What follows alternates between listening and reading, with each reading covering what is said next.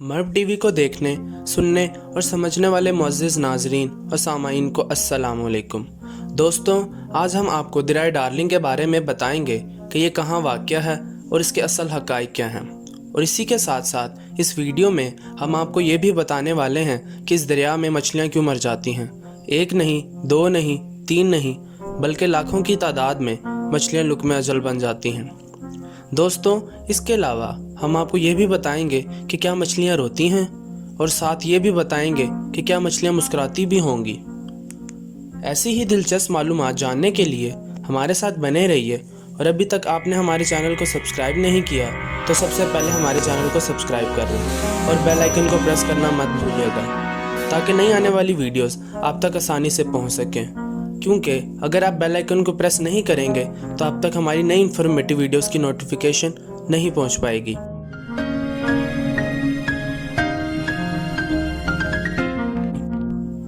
दोस्तों, ये दरिया अल्लाह ताला की कुदरत का ऐसा शाहकार है और इसकी बनावट को देखकर इंसान इसकी बनाई हुई कुदरत पर नाज करता है।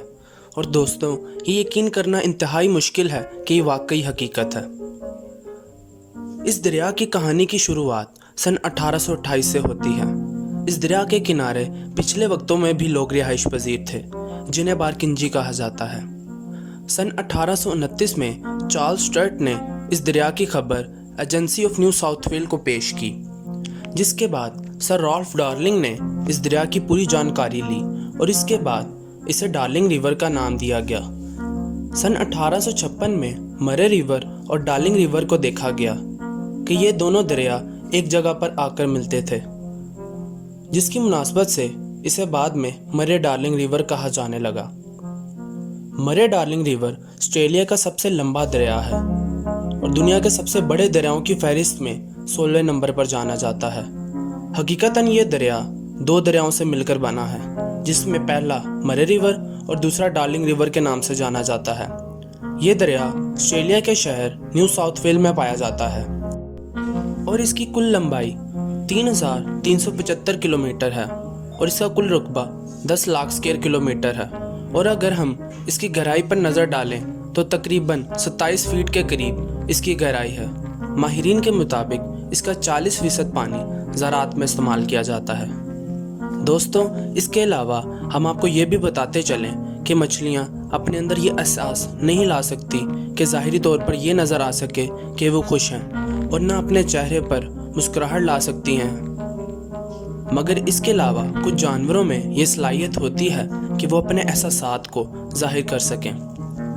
सेंट्रल नर्वस सिस्टम के मुताबिक मछलियाँ ना रो सकती हैं और ना अपने आंसू गिरा सकती हैं, जिससे उनके जज्बात का अंदाज़ा लगाया जा सके।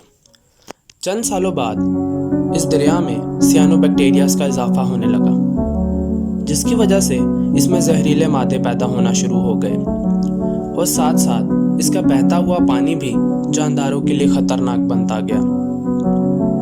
दोस्तों, दरिया जैसी हालत में मौजूद था, अब वैसा नहीं रहा। माहिरीन के मुताबिक इसकी बहुत बड़ी वजह एग्रीकल्चर इंडस्ट्री से आने वाले जहरीले मादे और ज़्यादा मिकदार में नमकियात का पानी में होना, जिससे यहाँ पर सियानोबैक्टीरियाज, अल्जाए और पेस्टिसाइड्स की शमूलियत, और साथ ही साथ यहाँ पर हाई टेम्परेचर और थर्मल पोल्यूशन की मिकदार अपनी असल हालत से ज़्यादा हो गई है। और इसके अलावा यहाँ पर अभी तक 10 लाख से ज़ायद मछलियाँ लुक़्मा अजल बन चुकी हैं।